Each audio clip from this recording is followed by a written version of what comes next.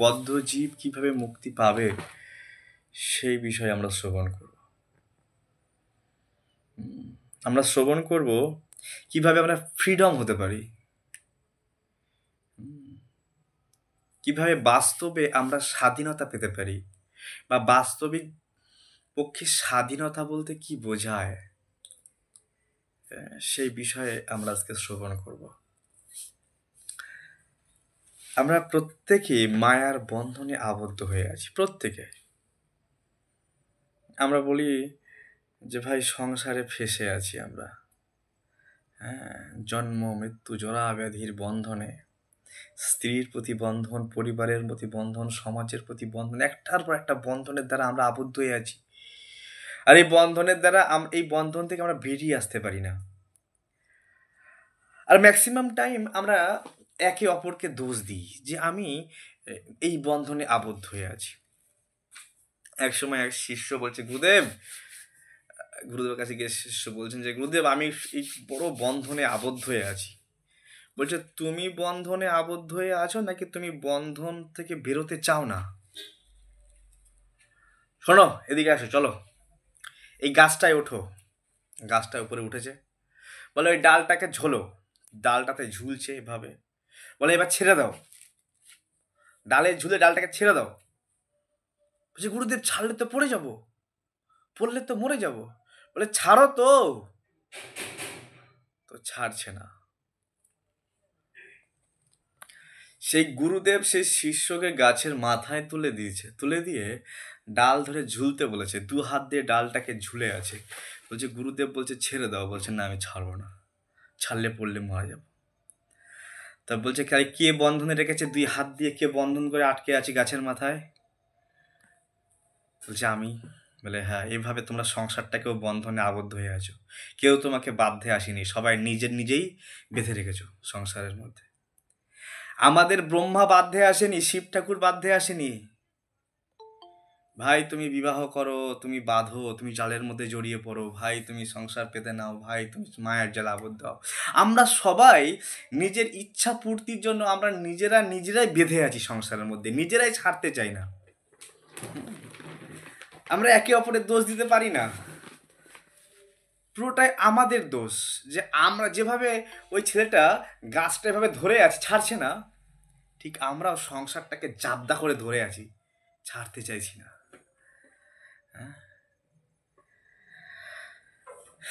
তাই আমরা প্রত্যেকে এইভাবে বিভিন্ন শারীরিক বন্ধন, শরীরের বন্ধনে আবদ্ধ, মনের বন্ধনে আবদ্ধ, বিভিন্নভাবে আমরা সন্তানের বন্ধনে আবদ্ধ, হ্যাঁ, অনেক বন্ধনে আমরা আবদ্ধ হয়ে আছি। তা এখন কি করতে পারি, কিভাবে এই বন্ধন থেকে বেরোতে পারি? এই যে বন্ধন, এই বন্ধন থেকে বেরোতে হলে, হ্যাঁ, এখন প্রত্যেকে যদি এই রকম বন্ধনে আবদ্ধ থাকে, সে কি আমার এই বন্ধন থেকে বের করতে পারবে? পারবে না। তা আমার এই বন্ধন থেকে সেই বের করতে পারবে যিনি বন্ধন থেকে মুক্ত। তিনি আমাকে বের করতে পারেন এই বন্ধন থেকে, আমার এই সংসার বন্ধন, এই মায়ার বন্ধন থেকে বের করতে হলে।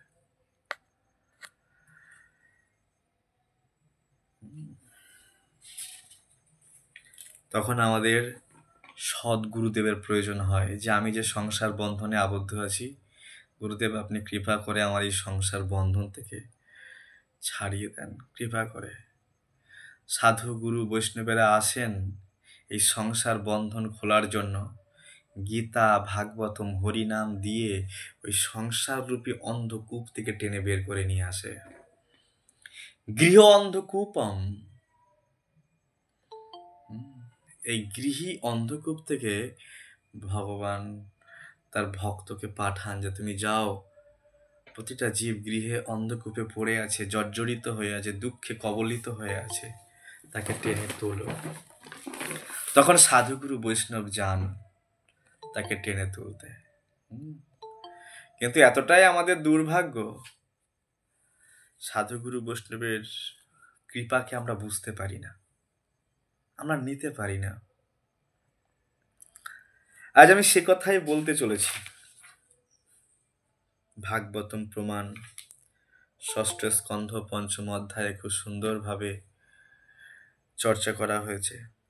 শুকদেব গোস্বামী বক্তা, শুকদেব গোস্বামী পরীক্ষিত মহারাজের সভায়, পরীক্ষিত মহারাজের আসন্ন মৃত্যু, আর তিনি তখন এই ভাগবত শ্রবণ করতে বসেছেন তার গুরুর মুখ থেকে। পরীক্ষিত মহারাজা চান আমি কিভাবে এই শারীরিক বন্ধন, এই সমাজের বন্ধন, এই সমস্ত বন্ধনকে ছিন্ন করে কৃষ্ণ পাদপদ্ম নিজেকে কিভাবে সমর্পণ করব। এক মা প্রতিদিন বলছে আমি আর সংসার করব না, আমি ছেড়ে চলে যাব, বাচ্চাকে আর সংসার ভালো লাগছে না, কিন্তু হাজারবার বললেও সে সংসার থেকে বেরোতে পারবে না, সাংসারিক বন্ধনে সে আবদ্ধ। এক পিতা, সে অনেক সংসারের বোঝা বইতে বইতে বলছে আমার আর ভালো লাগছে না সংসার, আমি সংসার থেকে বেরিয়ে চলে যাব, তবুও সে পারবে না বেরোতে, কারণ সে সংসার বন্ধনে আবদ্ধ। এমন স্নেহের বন্ধনে আবদ্ধ যে বন্ধনের এত সূক্ষ্ম সেই বন্ধন কেউ দেখতে পায় না চোখে। এই জগতে জেলের যে বন্ধন, জেলে যারা যায়, জেলে তো বড় বড় মোটা মোটা শিক দিয়ে, পাথরের দেয়াল দিয়ে কয়দিকে ঘিরে রাখা হয়, কয়দিকে ধরে রাখা হয়। আর আমরাও প্রত্যেকে কয়েদি, বন্ধনে আবদ্ধ, কিন্তু আমাদের এরকম বন্ধন, স্নেহের বন্ধন। হ্যাঁ, যে সংসারে এত দুঃখ, যে সংসারে এত ঝামেলা, যে স্ত্রীর সঙ্গে এত ঝগড়া মারপিট, এত অশান্তি, আর সেই ঘরে ফিরে আসার জন্য রোজ লোকে ট্রেন ভরে ভরে ধাক্কা খেয়ে খেয়ে, অফিস যদি ছুটি হয় 6টার সময়, তো 6টা বাজার আগের থেকে ঘড়ি দেখা শুরু করবে। হ্যাঁ, 5:30 থেকে। আমরা ডিউটি যাই কটার সময় জানেন? বাঙালি নিয়মে 10টায় ডিউটি হয়, 10:30 11টায়। আর ডিউটি থেকে ফ্রি কটার সময় জানেন? ব্রিটিশ নিয়মে টাইম টু টাইম, দেখা 5 মিনিট আগে বেরিয়ে পড়ি, এরকম আমাদের অবস্থা, সিচুয়েশন। ডিউটি যাই বাঙালি নিয়মে 1 ঘন্টা পরে, আধা ঘন্টা পরে। ডিউটি থেকে ফিরে আসি কিরকম নিয়মে? ব্রিটিশ নিয়ম, time to time, 1 minute late করা যাবে না। বোঝা গেল তো? মানুষ সেই সংসারে যেখানে এত জ্বালা, এত যন্ত্রণা, সেখানে বারবার ফিরে আসছে কেন? বন্ধনের কারণে। যেখানে বড় বড় লোহার শিক দিয়ে ঘেরা দেওয়া নেই, তবুও সেই বন্ধনটাকে টেনে নিয়ে চলে আসছে ঘরের মধ্যে। তো কিভাবে আমরা ফ্রিডম হতে পারি, কিভাবে আমরা মুক্তি পেতে পারি? নারদ মুনি সেই উপদেশ করছেন যে দেখো, এই যে বন্ধন, এই যে কাচরা, এত যন্ত্রণা, এখান থেকে আমাদের ফ্রিডম হওয়ার চেষ্টা করতে হবে। তো এক সময় প্রজাপতি দক্ষ, সুখদেব গোস্বামী বলছেন, শ্রী শুক উবাচ তৎসং স পঞ্চজন্যম বৈ বিষ্ণুমায় প্রবিহিতম হরযস্য সঙ্গন অযুত পুত্রন অজনায়াৎ বিভু। প্রজাপতি দক্ষ বিষ্ণু মায়ার দ্বারা, অর্থাৎ ভগবানের কৃপার প্রভাবে, পাঞ্চজন্য নামক তার একটা স্ত্রী ছিল, সেই স্ত্রী থেকে সে কত সন্তান উৎপন্ন করেছে? 10,000। সম্ভব সাধারণ মানুষের পক্ষে 10,000 সন্তান উৎপন্ন করা?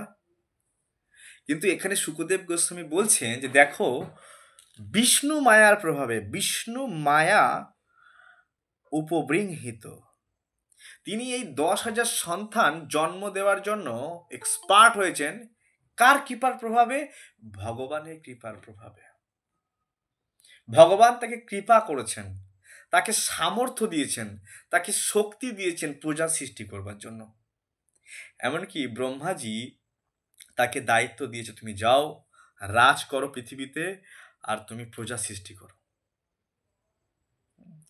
তাই শুকদেব গোস্বামী বলছে, কেউ যখন স্পেশাল কোনো কৃপার অধিকারী হয়, তখন সেটা পুরোটাই ভগবান সেই শক্তি তাকে প্রদান করেন। বিষ্ণু মায়া, অর্থাৎ ভগবানের শক্তিতে শক্তিমান হয়ে সে 10,000 সন্তান উৎপন্ন করেছে। শিল প্রভুপাদ বলতেন যে এই জগতের মানুষও দক্ষের মতো সন্তান উৎপন্ন করতে এক্সপার্ট। তারা আর কিছু পারুক আর না পারুক, তারা সন্তান উৎপাদন করতে পারে। হ্যাঁ, দক্ষ যেমন সন্তান উৎপন্ন করেছে, এই জগতে প্রত্যেক ব্যক্তি কিভাবে সন্তান উৎপন্ন করতে হয় খুব এক্সপার্ট। আর নারদ মুনির মতো ঋষি, শ্রীল প্রভুপাদ বলছেন, আমাদের কাজ হবে এই নারদ মুনির পদাঙ্ক অনুসরণ করে এই সমস্ত সন্তানদেরকে উদ্ধার করার চেষ্টা করা। তো আমি সেই প্রসঙ্গে চর্চা করব। তো 10,000 পুত্র যখন উৎপন্ন করলেন,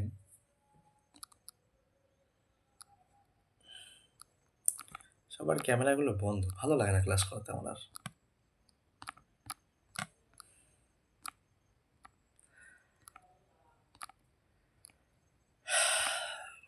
হরে কৃষ্ণ কৃষ্ণ কৃষ্ণ হরে হরে, হরে রাম রাম রাম হরে হরে। ক্যামেরায় বন্ধ। প্রভু কত স্কন্ধ কত অধ্যায় বললেন, আরেকবার একটু বলুন। ষষ্ঠ স্কন্ধ 5ম অধ্যায়। তো জানি রোজ বলতে হয় ক্যামেরা আর অন করার জন্য, কিছুই বুঝি তো না। তারপরে আমরা আমরা দেখি যে 10,000 পুত্র যে ভগবান শক্তিতে উৎপাদন করেছে।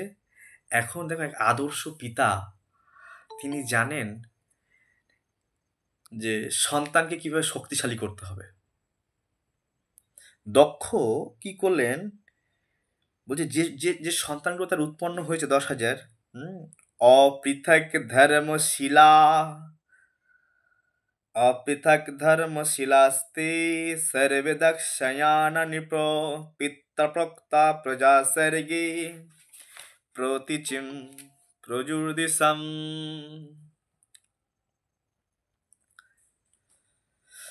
যে সমস্ত সন্তান উৎপন্ন হয়েছিল সেই সমস্ত সন্তানগুলি অত্যন্ত স্বভাবে অত্যন্ত নম্র এবং প্রত্যেকেই পিতার বাধ্য সন্তান। তাই পিতা তাকে আদেশ করলেন যে দেখো, তোমাদেরকেও প্রজা সৃষ্টি করতে হবে। পিতামহ উপদেশ দিয়েছেন, পিতামহ ব্রহ্মাজি বলেছেন সৃষ্টি করতে হবে, তা তোমাদেরকেও প্রজা সৃষ্টি করতে হবে। কিন্তু সৃষ্টি করতে গেলে আগে শক্তি প্রয়োজন। আর সেই শক্তি কিভাবে লাভ করা যাবে? বলে ভগবানের জন্য তপস্যা করতে হবে, ভগবানের নাম জপ করতে হবে। তোমরা এক কাজ করো, তোমরা পশ্চিম দিকে গমন করো, হ্যাঁ, আর সেখানে গিয়ে তপস্যা করো, ভগবানের নাম জপ করো, শক্তি অর্জন করো আগে। তো একজন আদর্শ পিতা জানেন যে আদর্শ গৃহস্থ হতে হলে আদর্শ তপস্বী, আদর্শ ভজনশীল হতে হয়। তা না হলে আদর্শ গৃহস্থ হওয়া যায় না। আজকে কলিযুগে ম্যাক্সিমাম গৃহস্থের মধ্যে অশান্তি, ঝামেলা, এর কারণ হচ্ছে কোনো ব্যক্তির ট্রেনিং নেই। যে বিবাহের আগে ট্রেনিং নিতে হয়, তার সংযম, তার ধৈর্য, তার সমস্ত গুণাবলী, দিব্য গুণাবলী ট্রেনিং নিতে হয়, তাহলেই সে আদর্শ গৃহস্থ হতে পারবে, মেনটেন করতে পারবে। যেহেতু তার কোনো রকম ট্রেনিং নেই, তাই সে সংসারে গিয়ে বিভিন্ন রকম ঝামেলা, অশান্তি, ঝঞ্ঝাট, বিবাহ বিচ্ছেদ, বিভিন্ন প্রবলেমের সৃষ্টি হচ্ছে। কারণ তারা জানে না। বলছে আদর্শ গৃহস্থ হতে হলে আদর্শ ব্রহ্মচারী হতে হয়। যদি কেউ ভালো গৃহস্থ হতে চায়, সংসারে সুখী হতে চায়, তো স্ত্রীকেও খুব সংযমে থাকতে হয় এবং পুরুষকেও ভালো ব্রহ্মচারী হতে হবে, তাহলেই সেই সংসারটা সুখের হবে। এখন তো ব্রহ্মচারী শিক্ষা নেই, এখন তো মানুষ অবাধে মেলামেশা করছে, তাই মানুষ সুখী হতে পারছে না। তা এই পিতা, আমাদের শাস্ত্র থেকে বুঝতে পারি, হ্যাঁ, যে আজকে দক্ষ রাজা তার সন্তান 10,000 ছেলে, তিনি এত সামর্থ্যবান, তিনি রাজা, কিন্তু রাজা হওয়া সত্ত্বেও তার ছেলেকে তপস্যা করতে, নাম জপ করতে পাঠিয়েছে এবং কঠোরভাবে অত্যন্ত নিষ্ঠার সঙ্গে, এবং ঘরের মধ্যে নয় যে বাবা তুমি ঘরে বসেই নাম জপ করো, তোমার আর বৃন্দাবনে যাওয়ার দরকার নেই, মায়াপুরে যাওয়ার দরকার নেই। আমাদের যদি ছেলে মেয়েরা বৃন্দাবন মায়াপুরে যায়, আমরা ঘরে ডেকে নিয়ে চলে আসি। হ্যাঁ, এরকম নয়। তার পিতা বলছে যাও বৃন্দাবনে, যাও মায়াপুর ধামে, যাও সাধু সঙ্গে যাও, গিয়ে তপস্যা শেখো, ভক্তিকে শেখো। আরে ঘরের মধ্যে কি আছে? ঘন্টা, রজগুণ তমগুণ ভরা ঘরের মধ্যে, চিল্লা মিল্লি হাহাকার, সকালে উঠলে চা চা চা, খাই খাই খাই। ঘরের মধ্যে ঘন্টা তপস্যা হবে? আমরা ঘর ছেড়ে বেরোতে চাই না। ঘর ছেড়ে বেরোবো না। ঘরের মধ্যে কমফোর্টেবল জোল, আরাম সোফায় ঘুমাবো, এসি চালিয়ে দিয়ে পাখা চালিয়ে দিয়ে ঘুমাবো। ধামে কেন যাব আমরা? কিন্তু যেমন পিতা তার যুবক ছেলেকে তপস্যা করতে পাঠাচ্ছে। আমাদের শিখতে হবে শাস্ত্র থেকে, শাস্ত্রীয় দর্শন। তার পিতা দক্ষ রাজা সন্তানগুলোকে পাঠালেন কোথায়? পশ্চিম দিকে, সিন্ধু নদী যেখানে সমুদ্রের সঙ্গে মিলিত হয়েছে সেই জায়গা, সেই তীর্থক্ষেত্রের নাম কি? নারায়ণস্বর নামক একটি তীর্থস্থান। তীর্থে পাঠিয়েছেন। হ্যাঁ, সে 10,000 যুবক ছেলেকে তীর্থে পাঠিয়েছেন, যে তীর্থস্থানে যাও, সেখানে অনেক সাধু মহাত্মা আছে, অনেক সাধু মহাত্মা আছে, সেখানে গিয়ে ভজন সাধন করো। দেখো, যদি পিতা মাতা অনেক ইনকাম করে থাকে, যে আমার যা ইনকাম করে রেখে গেছি সন্তানের জন্য, আমার সন্তান ইনকাম না করলেও চলবে, তো সেই পিতা মাতার কর্তব্য তার সন্তানকে দিয়ে প্রচুর তপস্যা করানো। যে ভাই আমি খাওয়ার ইনকাম যথেষ্ট করে রেখে দিয়েছি, তুমি যাও ব্রজমণ্ডল পরিক্রমা করো, যাও 1 মাস ব্রজমণ্ডল পরিক্রমা করো, যাও নবদ্বীপ পরিক্রমা করো, যাও বদ্রীনাথ কেদার বদ্রীনাথে যাও তপস্যা করো গিয়ে। তাকে এরকম শিক্ষা দেওয়া উচিত, তাকে সেই কার্যে নিয়োজিত করা উচিত। যদি খাওয়ার সম্পদ ঘরে যথেষ্ট পরিমাণে থাকে, তো গাধার মতো পরিশ্রমে না লাগিয়ে ছেলে মেয়েকে তপস্যার কাজে লাগানো উচিত, তাহলে জীবন সুন্দর হবে। তো সিন্ধু নদীর তীরে সেখানে অনেক মুনি ঋষিগণ থাকেন, সেখানে পাঠিয়েছেন, সেখানে গিয়ে তারা তপস্যা করছেন, ভগবানের নাম জপ করছেন। হ্যাঁ, আচ্ছা তার বাবা কি পারতেন না? অন্তরা মাতাজি, অসীমা মাতাজি মিউট খুলছে কেন? যে তুমি ঘরে বসে জপ করো, ঘরে তপস্যা করো, ঘরে কেন রাখলেন না ছেলে মেয়েকে? ছেলেকে কেন ঘরে রাখলেন না? কারণ ঘরে সেই সাধু মহাত্মার পরিবেশটা পাবে না, এবং ঘরের মধ্যে আমাদের তমগুণে রজগুণে ভরা। আমাদের ঘরে গেলেই বিছানার কাছে গিয়ে বসলেই যেন ঘুম পেয়ে যায়। হ্যাঁ, বিছানায় গিয়ে বসলেই তমগুণ রজগুণ ধরে। ঘরের মধ্যে প্রজল্প হয়, ঘরের মধ্যে সংসারী গল্প হয়। হ্যাঁ, ঘরের মধ্যে কি করে সংসারটাকে সাজাবো গোছাবো, আয় উন্নতির কথা হয়। ঘরের মধ্যে হরি কথা হয় না।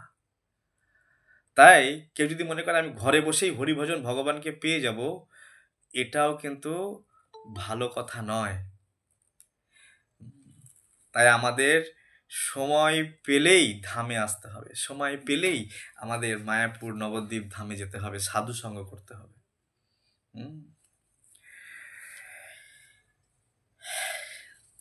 তাদের যে 10,000 সন্তান ছিল, সেই সন্তানদেরকে কি বলে ডাকা হতো? হরযশ্ব। হরযশ্বরা সেই পবিত্র তীর্থের জল স্পর্শ করে, তাতে স্নান করে বিশেষভাবে পবিত্র হয়েছিল। তীর্থের জল অত্যন্ত পবিত্র হয়। কেন পবিত্র হয়? কারণ তীর্থে সাধুরা থাকে,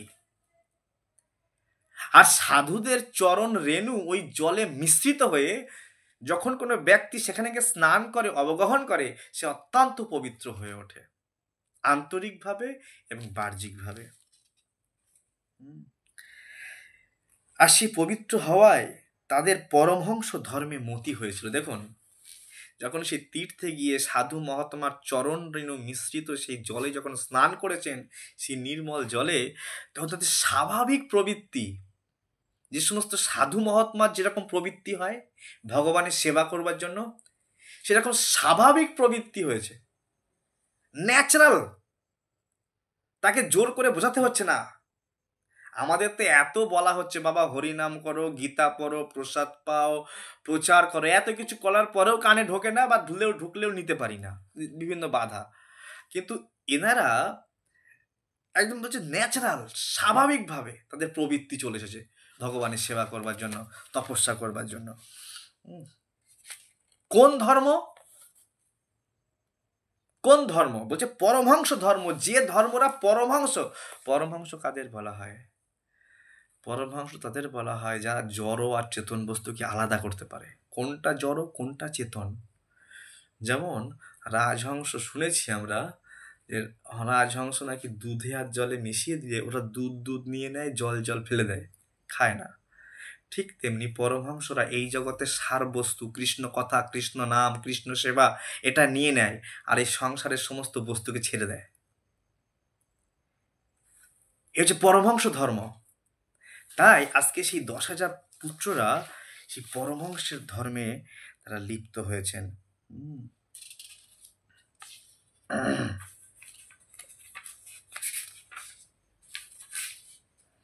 হরে কৃষ্ণ হরে কৃষ্ণ কৃষ্ণ কৃষ্ণ হরে হরে।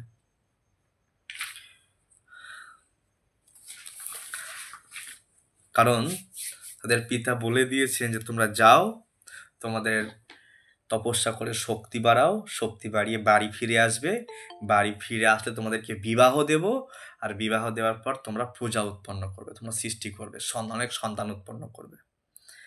হ্যাঁ, তাই তারা সেই বাসনা পূর্ণ করার জন্য কঠোর তপস্যায় প্রবৃত্তি হয়েছে। একদিন দেবর্ষি নারদ, যে সমস্ত ওই 10,000 পুত্র যেখানে তপস্যা করছিল, দেবর্ষি নারদ সেখানে এসেছিল। দেখো, সাধুদের কাজই হচ্ছে এটা। দক্ষের কাজ হচ্ছে পুত্র উৎপন্ন করা, আর সাধুদের কাজ হচ্ছে এই গৃহস্থ ব্যক্তির কাছে কাছে গিয়ে, গৃহে গৃহে গিয়ে যে সন্তানগুলো উৎপন্ন করছে তাদেরকে গিয়ে কৃষ্ণ ভক্তি প্রদান করা। তাতে কেউ গালি দিক, মন্দ দিক, আমরা এখান থেকে দেখতে পাবো দক্ষ রাজা নারদ মুনিকে অভিশাপ করবে। এখন নারদ মুনি এসছেন ঘুরতে ঘুরতে, নারদের কাজই হচ্ছে যেখানে যাবে যারে দেখো তারে কহ কৃষ্ণ উপদেশ। সাধুর কাজই হচ্ছে এটা। হ্যাঁ, সাধুকে চিনবেন কি করে? সাধু আমার মতো প্রজল্প করে না। সাধু যেখানে যে কোনো পরিস্থিতিতে সে কৃষ্ণ কথা বলে, সে কৃষ্ণের উপদেশ দেয়। যে কোনো সময়, যে কোনো সিচুয়েশনে, যে কোনো পরিস্থিতিতে সে কৃষ্ণের উপদেশ দেয়। তো নারদ মুনি সেখানে এসছেন, আর নারদ মুনি দেখছেন, বাহ, এ তো বিশাল সুযোগ। 10,000 একদম তরতাজা বালক, হ্যাঁ, একদম ওদের কত সুন্দর শীল স্বভাব, কত সুন্দর মনোভাব। 10,000 পুত্র দক্ষ রাজা উৎপন্ন করেছে। একে তো ভগবত ভক্তি শিক্ষা দিতে হবে, একে তো ভগবানের বাণী শোনাতে হবে। এ তো বিশাল সুযোগ, সবাইকে একসঙ্গে পেয়ে গেছি। উবাচ চার্থহর যস্য কথম সক্ষত বৈ পূজা বৈ প্রজা অতিষ্ঠতম ভুব জুয়ম বালিসাবত পালকা।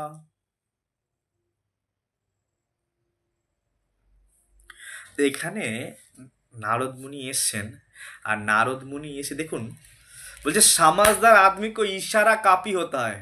যে বুদ্ধিমান তাকে বলতে হয় না, মুখ খোলার আগে বুঝে যায় কি বলতে চাইছে। হ্যাঁ, তো নারদ মুনি যখন এসছেন, এসে মাত্র 10টা প্রশ্ন করেছেন, উত্তর বলেননি, 10টা প্রশ্ন করেছেন। আর 10টা প্রশ্নের সঙ্গে সঙ্গে ওই হরযশ্ব এত বুদ্ধিমান, বুঝে গেছে আমাদের কি করণীয়। আমাদের কি করণীয়? হ্যাঁ, নারদ মুনি বলতে, আরে আপনারা এত সুন্দর সুন্দর তরতাজা বালক, আর কত সুন্দর মতি তোমাদের ভগবানের সেবায় লেগেছে, আর তোমরা গৃহে গিয়ে তোমরা আবার সেই সংসারে রচে পচে যাবে। হ্যাঁ, স্ত্রী পালন পোষণ একদম সাধারণ কাজ, এগুলো স্ত্রী পালন পোষণ করা একদম নর্মাল কাজ, এবং সব থেকে জটিল কাজ, সব থেকে কঠোর দায়িত্ব। মানুষের জীবনের মৃত্যুর আগ পর্যন্ত দায়িত্ব সারে না, ওর মধ্যে কেউ পড়ে নাকি? তোমরা এখন যুবক, শোনো 10টা প্রশ্ন বলি, পারবে আনসার দিতে? তো 10টা প্রশ্ন যখন বলে নারদমণি, ওই 10টা প্রশ্নের মধ্যেই ওরা উত্তর খুঁজে পেয়ে যায়। সেই 10টা প্রশ্ন কি কি আমি বলছি। তথৈক পুরুষম রাষ্ট্রম বিলম চাদিষ্ট নিগারমানম। আমি সংস্কৃত শ্লোক বলছি না, বাংলাটা বলছি। বলছে সেখানে একটা রাজ্য আছে। সেটা কি রাজ্য? আচ্ছা, সেই রাজ্যে একজন মানুষ বাস করে, আর সেখানে একটা গর্ত আছে, একটা বিল আছে। হ্যাঁ, তথৈক তথৈক পুরুষম রাষ্ট্রম বিলম চাদৃষ্টি নিগর্মম বহু রূপাম স্ত্রিয়ম। সেখানে একটা বহু রূপধারী একটা স্ত্রী আছে। হ্যাঁ, সে কিছুক্ষণ পর পর সে তার কি বলবো, কিছুক্ষণ পর পর সেখানে সেই অসতী একটা স্ত্রী যে মনোহর বসনের দ্বারা নিজেকে সবসময় সাজায়, আর সেখানে সেই অসতী স্ত্রী বা বেশ্যা স্ত্রী একটা পতি আছে। সেখানে একটা নদী আছে, সেই নদী উভয় দিকে জল বইছে। হ্যাঁ, উভয় দিকে প্রবাহিত হচ্ছে। আর সেখানে একটা আশ্চর্য একটা গৃহ আছে, যে গৃহটা 25টা উপাদান দিয়ে তৈরি। সেখানে একটা হংস আছে, যে হংস নানাবিধ বিবিধ প্রকার আওয়াজ করে, শব্দ করে। সেখানে একটা বস্তু আছে যা ক্ষুর এবং ব্রজের দ্বারা নির্মিত, স্বয়ং ভ্রমণশীল। তো তোমরা সেই সব দর্শন করনি, সুতরাং তোমরা উন্নত জ্ঞানহীন অনভিজ্ঞ বালক। অতএব তোমরা প্রজা সৃষ্টি করবে কি করে বালক? এই যে 10টা প্রশ্ন আমি বললাম, তোমরা যদি এই 10টা প্রশ্নের অ্যান্সার না জানো, তো তোমরা প্রজা সৃষ্টি করবে কি করে? হ্যাঁ, তোমরা তো অনভিজ্ঞ, এখনো তোমরা অভিজ্ঞ হওনি জ্ঞানে। হ্যাঁ, তোমাদের তো অভিজ্ঞ হতে হবে। এই 10টা প্রশ্নের খুব সুন্দর মাহাত্ম্য। এই 10টা প্রশ্নের উত্তর যে জানবে সে মুক্ত হয়ে যাবে। এবং আমরা দেখব এই 10টা প্রশ্নের উত্তর জেনে এই 10,000 পুত্র কেউ বিবাহ করবে না। 10,000 পুত্র বনে চলে গিয়ে তপস্যা করবে, ভগবানের হরিভজন করবে। হরে কৃষ্ণ কৃষ্ণ কৃষ্ণ হরে হরে, হরে রাম রাম রাম হরে হরে।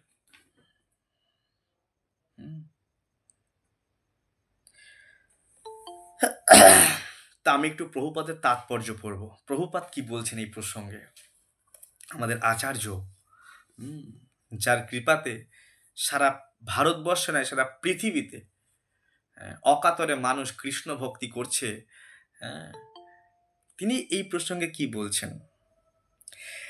নারদ মুনি দেখেছিলেন যে হর্যস্ব নামক সেই সমস্ত বালকেরা সেই তীর্থে বাস করার ফলে তারা অত্যন্ত পবিত্র হয়েছে, তারা মুক্তি লাভের যোগ্য হয়েছে। তাই তিনি মনস্থির করলেন যে অন্ধকূপ সদৃশ গৃহস্থ আশ্রমে, যেখানে একবার প্রবেশ করলে আর বেরিয়ে আসা সম্ভব নয়, সেখানে তাদের লিপ্ত হতে নিষেধ করবেন। নারদ মুনি চিন্তা করছে, ছেলেগুলো এত ভালো মতি, এত সুন্দর শিষ্টাচার, এত সুন্দর ভজন করছে বনে এসে বাবার কথায়, আবার ওই গৃহে ফিরে যাবে, আবার গিয়ে ওই সমস্ত কাঁচরা নিয়ে নাড়াচাড়া করবে। এর থেকে ভালো একটা উপদেশ দিই, ওরা ভালো করে ভক্তি করুক। তাই নারদ মুনি মনস্থির করলেন, আমি সেখানে যাব, আর সেখানে গিয়ে আমি তাদেরকে ভক্তি শেখাবো। তাদেরকে নিষেধ করলেন যে তোমরা ঘরে ফিরে যেও না, তোমরা ভগবানের ভক্তি করো। তো এই রূপকটির মাধ্যমে নারদ মুনি তাদের বিবেচনা করতে বলেছিলেন কেন তাদের পিতার আদেশ অনুসারে গৃহস্থ আশ্রমে লিপ্ত হওয়া তাদের পক্ষে উচিত নয়। পরোক্ষভাবে তিনি তাদের হৃদয় অভ্যন্তরে পরমাত্মা পরমেশ্বর ভগবান শ্রীবিষ্ণুর অন্বেষণ করার উপদেশ দিয়েছিলেন। অর্থাৎ তিনি এটা বোঝাতে চেয়েছিলেন যে তোমাদের ঘরে ফিরে না গিয়ে তোমাদের ভগবানকে অন্বেষণ করা উচিত এই যুবক বয়স থেকে, এই বাল্যকাল, এই কৌমার, এই যুবক বয়স থেকে। কারণ তাহলেই তারা প্রকৃত অভিজ্ঞতা লাভ করতে পারবে। যিনি জড়জাগতিক কার্যকলাপে অত্যন্ত বিজড়িত, তার ফলে তার হৃদয়ে অন্তঃস্থল দর্শন করেন না, তিনি মায়ার বন্ধন থেকে দৃঢ়তরভাবে আবদ্ধ হয়ে পড়েন। যে এই কাচরার মধ্যে পড়ে গেছে, সংসারের বিভিন্ন রকম কাজের মধ্যে ফেঁসে গেছে, সে কখনো ভগবানকে উপলব্ধি করতে পারবে না, কারণ তার তো মনটা ভগবানে নেই। কিন্তু সংসারের দুর্লভ, সংসারের সেই পার্থিব বস্তুকে জোগাড় করতে করতে, আজকে আমি এটা জোগাড় করে নিয়েছি, কালকে আমি ওটা জোগাড় করবো, আজকে আমার এটা হওয়া দরকার, কালকে আমার সে এইসব চিন্তা করে সে ভগবানকে চিন্তন করবে কি করে, মনন করবে কি করে? করতে পারবে না। হ্যাঁ, তাই নারদ মুনির উদ্দেশ্য ছিল কি, যে প্রজাপতি দক্ষের পুত্রের প্রজা সৃষ্টির অতি সাধারণ কাজ এবং জটিল কার্যকলাপে যুক্ত না হওয়ার পরিবর্তে আধ্যাত্মিক যাতে উপলব্ধি করতে পারে সেই বিষয়ে অনুপ্রাণিত করা। একজন সাধুর এটাই কর্তব্য। আমরা নারদের পরম্পরায় এই জগতে প্রত্যেক ব্যক্তি দেখবেন, বাবা বলবে বিয়ে কর, ছেলে বলবে বিয়ে কর, মা বলবে বিয়ে কর, তোরা সংসার কর, ভালো করে সংসার কর, কেউ আশীর্বাদ দেবে, বাবা তুমি বউ বাচ্চা নিয়ে ভালো থাকো, তোমার আয়ু বর্ধিত হোক, সব সংসারের কথা বলবে, সবাই সংসারে আয় উন্নতির কথা বলবে। একজন ব্যক্তি খুঁজে পাবেন না যে সংসার থেকে মুক্তির কথা কে বলবে। প্রত্যেক ব্যক্তি, আপন থেকে আপনজন ব্যক্তি, সংসারে কিভাবে ভালো করে থাকা যায়, ভালো তো থাকা যায় না, কিন্তু কিভাবে ভালো থাকা যায় সেই কথা বলে। কিন্তু একমাত্র সাধুরা, হ্যাঁ, বিনা স্বার্থে বিনা লাভে, হ্যাঁ, তারা কি করে, উপদেশ দেন যে কিভাবে এই সংসার রূপী অন্ধকূপ থেকে বেরিয়ে আসা যায়। তার প্রকৃষ্ট উদাহরণ অসুর বালককে উপদেশ দিচ্ছেন কে, প্রহ্লাদ মহারাজ। প্রত্যেক সাধু, আর আমাদের আচার্য ছিল, আমাদের গুরুদেব ছিল প্রভুপাদ। হ্যাঁ, ঠিক একদম নারদ মুনির ভাবটাই প্রভুপাদের মধ্যে, প্রহ্লাদের ভাবটাই প্রভুপাদের মধ্যে, একদম সেম ভাব। আর যদি এই হেন গুরুদেব আমরা সেবা করতে পারি, জীবন ধন্য হয়ে যাবে। হ্যাঁ, আজকে নারদ মুনি চলে এসছেন। নারদ মুনি জানেন, আমি দক্ষর সন্তানকে যদি আমি ভক্ত বানিয়ে দিই, আমার নামে কেস ঠুকে দেবে, আমার নামে কেস ঠুকবে, কারণ রাজা। যদিও ছেলেকে আমি সন্ন্যাসী বানিয়ে দিই, ব্রহ্মচারী বানিয়ে দিই, তো আমার নামে কেস ঠুকবে, কত ফাইল করবে, বলে যা করে করুক, আমার নামে যা বলে বলুক, আমি ছেলেকে তো ভক্ত বানিয়েই ছাড়বো। তো সাধুর কাজই হচ্ছে, হ্যাঁ, এই সংসার বন্ধন থেকে জীব আত্মাকে যাতে মুক্তি করে দিতে পারে। এটা অন্য কেউ করবে না, এই ভক্তরা করবে, কৃষ্ণ ভক্তরা, প্রভুপাদের মতো ভক্তরা, তারা এই জীবদেরকে নিয়ে চিন্তা করে, এবং যারা প্রভুপাদের ফলোয়ার্স, তারা প্রচার করছে, চেষ্টা করছে কিভাবে এই সংসারে জীবদেরকে মুক্ত করা যায়। এরকম আমরা যারা রোজ ক্লাস শুনছি, প্রত্যেকের মধ্যে এই রকম মনোভাব উচিত, মনোভাব হওয়া যে আমিও নারদ মুনির মতো এই কাজটা করব, দায়িত্বটা নেব। আজকে আপনারা যে ভাগবতম শুনছেন, জানেন এই ভাগবতম শুনছেন নারদ মুনির কৃপায়। আপনি কি ভাবছেন আপনার ঘরে ভাগবত এমনি এমনি চলে গেছে? অত সহজ? হ্যাঁ, মানুষ 10 টাকার গ্রন্থ কিনে একটা কৃষ্ণের শতনাম কিনে পড়তে চায় না, আর আপনার ঘরে 8,500 টাকার বই গেছে, এত সহজ?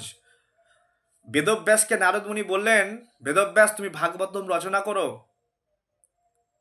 আর কলিযুগে গিয়ে আমি ভাগবতম প্রচার করব। আমি, নারদ মুনি স্বয়ং বলছেন, আমি বিপ্লব নিয়ে আসবো ভাগবতমের, আমি প্রচার করব, ঘরে ঘরে ভাগবতম পৌঁছাবো আমি। তো আপনার ঘরে যদি ভাগবতম গিয়ে থাকেছে নারদ মুনির কৃপাতে, নারদ মুনি কৃপা করে আপনার ঘরে ভাগবতম দিয়েছে, অল্প সৌভাগ্য নয়, অনেক অনেক সৌভাগ্য।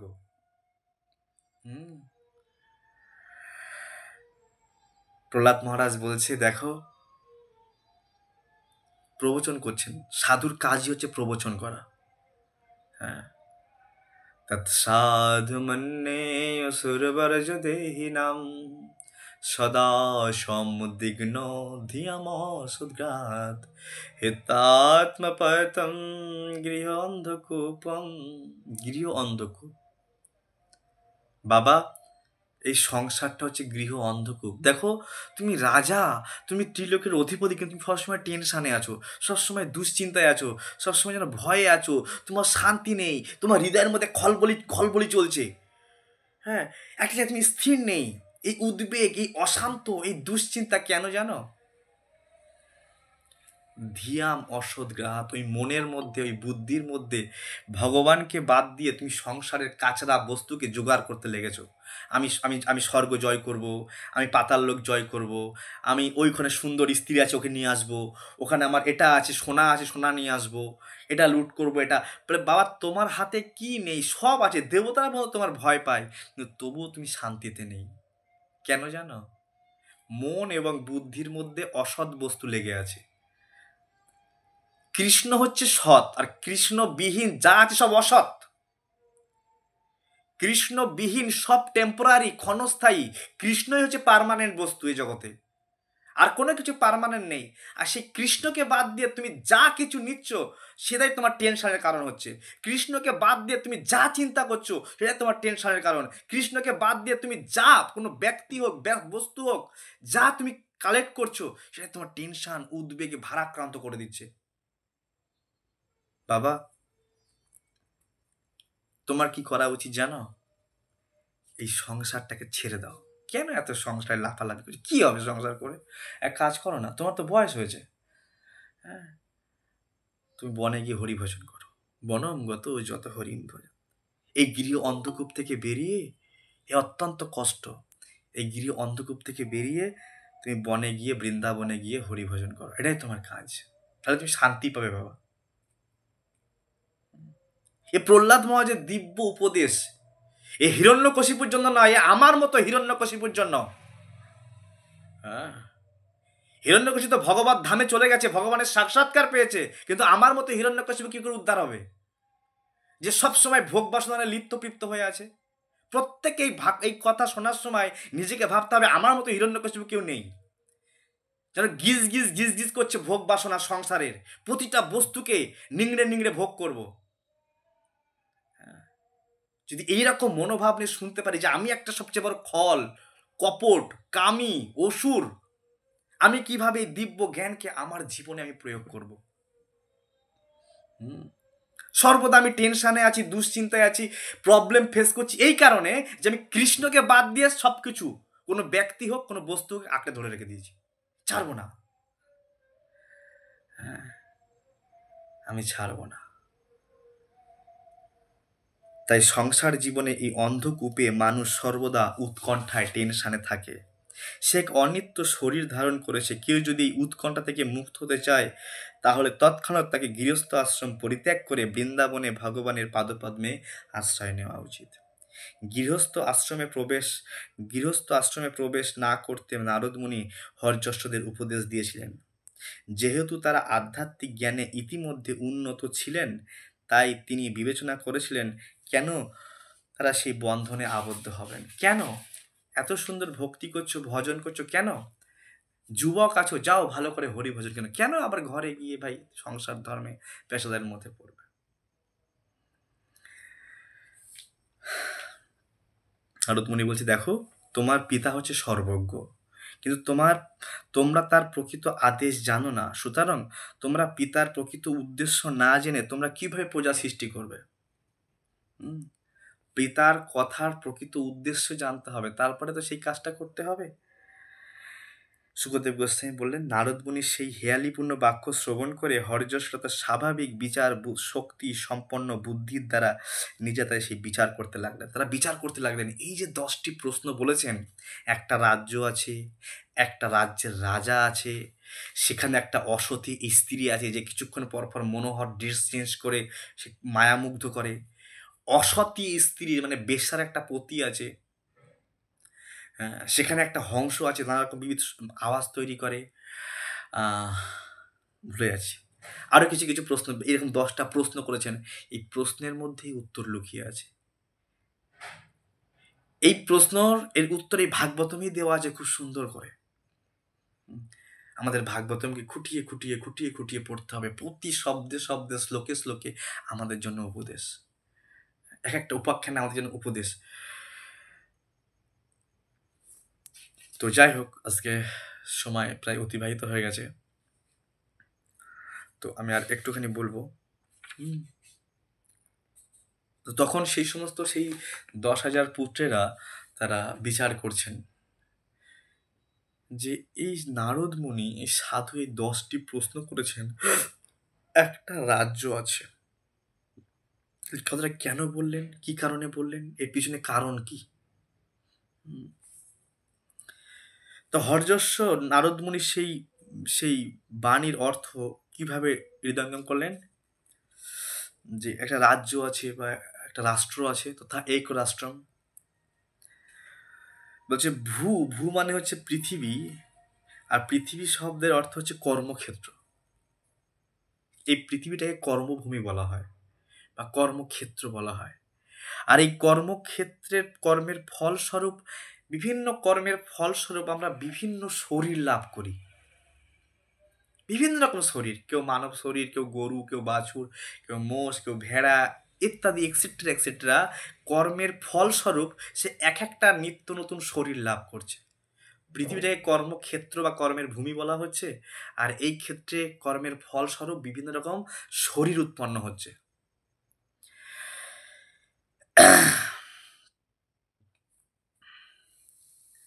এই কর্মের ফলস্বরূপ উৎপন্ন যে শরীর, হ্যাঁ, এই শরীরে কর্মক্ষেত্র।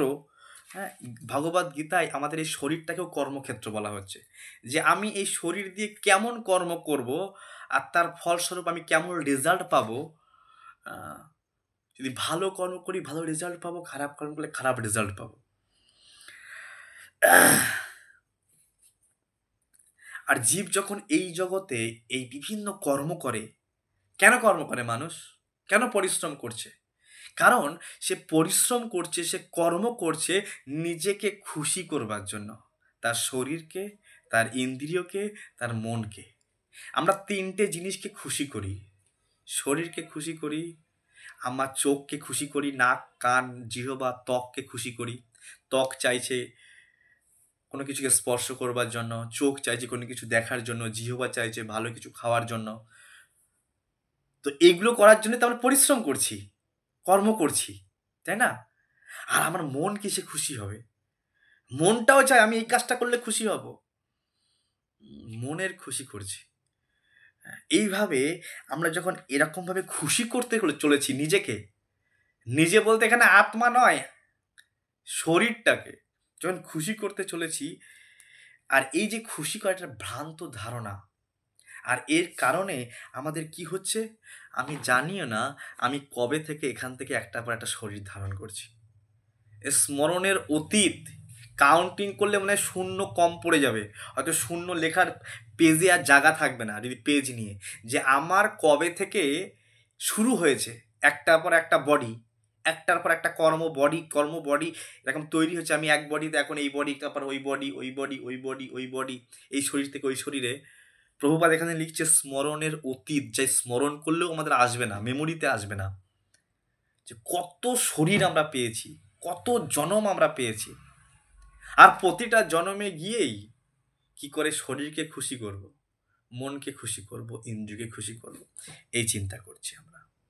হুম।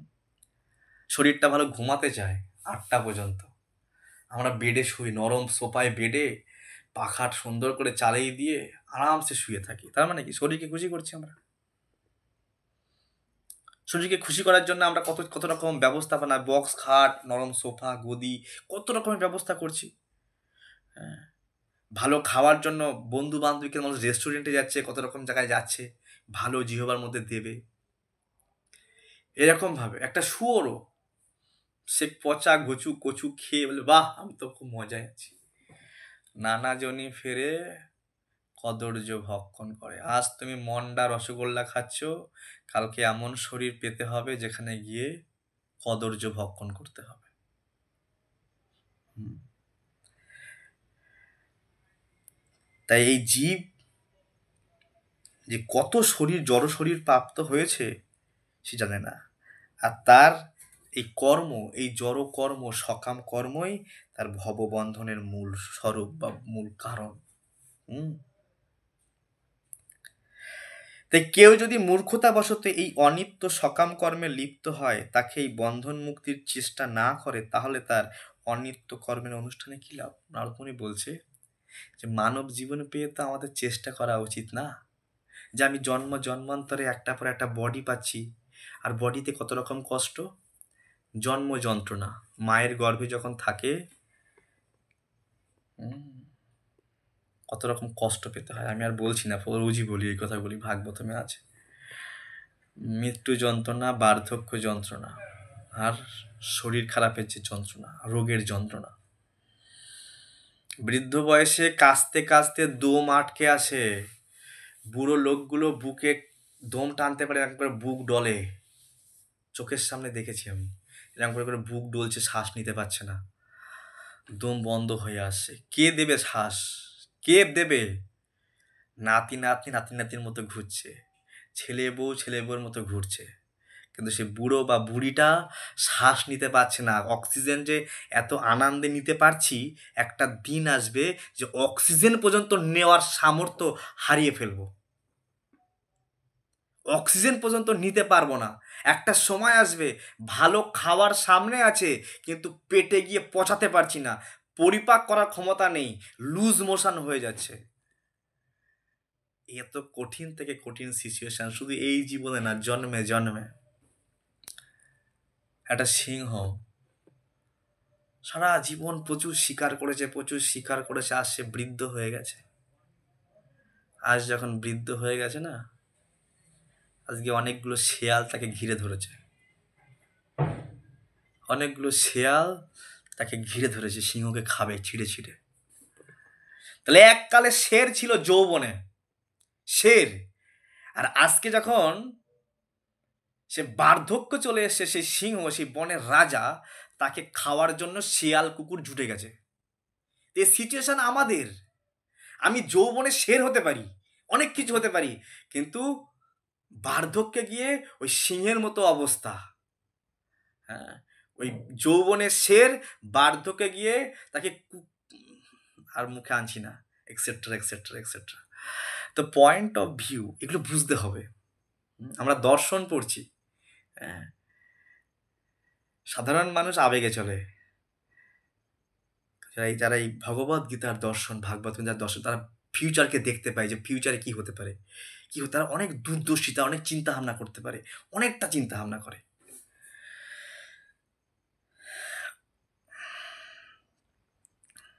তাই নারদ মুনি বলছে, কেন মূর্খের মতো তোমরা আবার সেই সকাম কর্মে, সেই ঘরে ফিরে যাবে, আবার স্ত্রী পালন পোষণ করবে, আবার সন্তান উৎপন্ন করবে, আর কি সুযোগ হবে?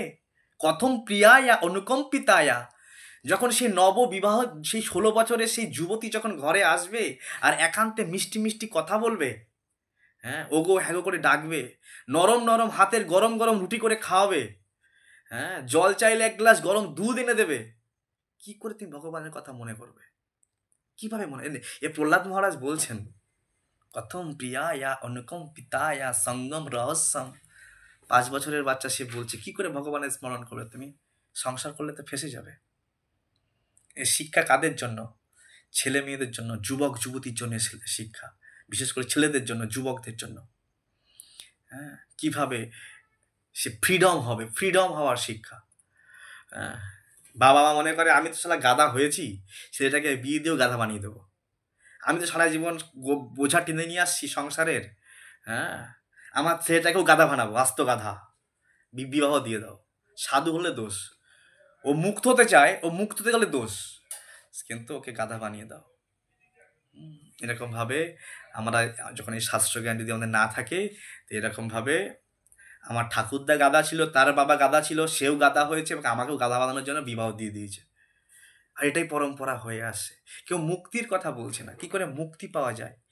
এই গাধার জীবন থেকে একটু একটু আনন্দ পাওয়ার জন্য গাধার মতো পরিশ্রম করতে হচ্ছে সংসারে, কঠোর যন্ত্রণা উপভোগ করতে হচ্ছে, এবং মৃত্যুর আগ পর্যন্ত এই যন্ত্রণা ছাড়ছে না।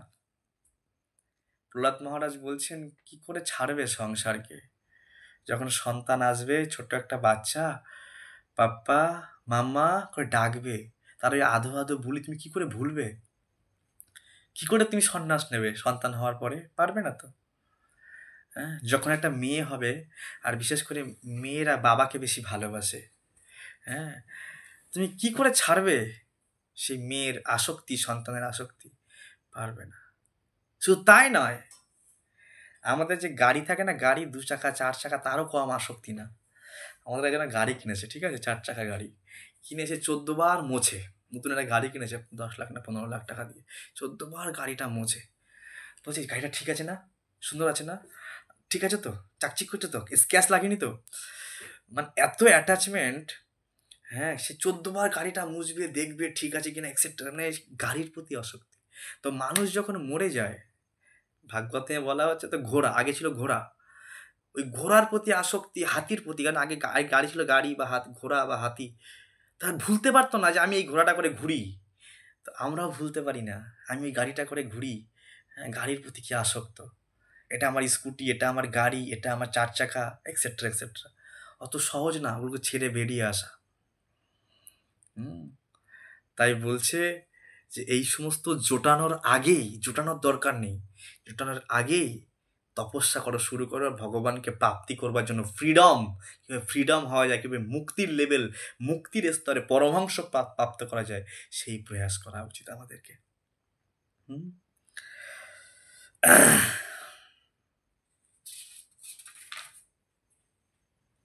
তো আমাদের আজকে এই পর্যন্তই থাক। Chant Hare Krishna and be happy.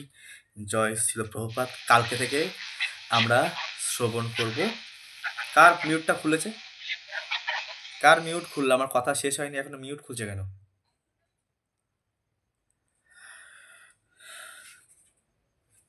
সবসময় আমরা যখন ভাগবতম শুনবো শিষ্টাচার মেনটেন করতে হবে, এটা মাস্ট। শিষ্টাচার মেনটেন না করলে না প্রোগ্রেস হবে না। আমরা নেক্সট দিন শ্রবণ করব। আজকে এখনো পর্যন্ত আমরা 10টা কোশ্চেন শ্রবণ করিনি, এতক্ষণ পর্যন্ত ট্রেলার চললো। কালকে আমরা ফিল্ম দেখব যে 10টা কোশ্চেনের কি কি অ্যান্সার। একটা রাষ্ট্র আছে, সেই রাষ্ট্রটা কি রাষ্ট্র, সেই রাষ্ট্রে একজন মালিক আছে, সেই মালিকটা কে? হ্যাঁ, সেই পুংসলী স্ত্রী, সেই অসতী বা সেই বেশ্যা নারীটাকে কিভাবে আমরা তার দ্বারা প্রভাবিত হচ্ছি। এবং আমরা আরও পড়ব সেই বেশ্যার পতি কে, সেই বেশ্যার পতি, হ্যাঁ, যিনি বেশ্যার প্রতি কোনো শান্তি লাভ করতে পারে না, কিন্তু কে?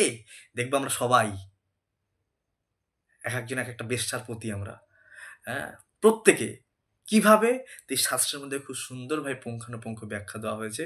তা আমরা কালকে সেই বিষয়ে চর্চা করব। এবং এই ক্লাস যদি আমরা শুনি, তা আমাদেরও ওই দক্ষের 10,000 পুত্রের মতো আমাদেরও মুক্তির বাসনা জেগে উঠবে। আমরাও বাস্তবে সেই গুরু এবং নারদ মুনির কৃপা লাভ করে আমরাও সেই ফ্রিডমের দিকে আগাতে পারব। জয় শিল প্রভুপাদ। গ্রন্থরাজ শ্রীমদ্ ভাগবতম কি। কারোর কোনো প্রশ্ন এই টপিক থেকে?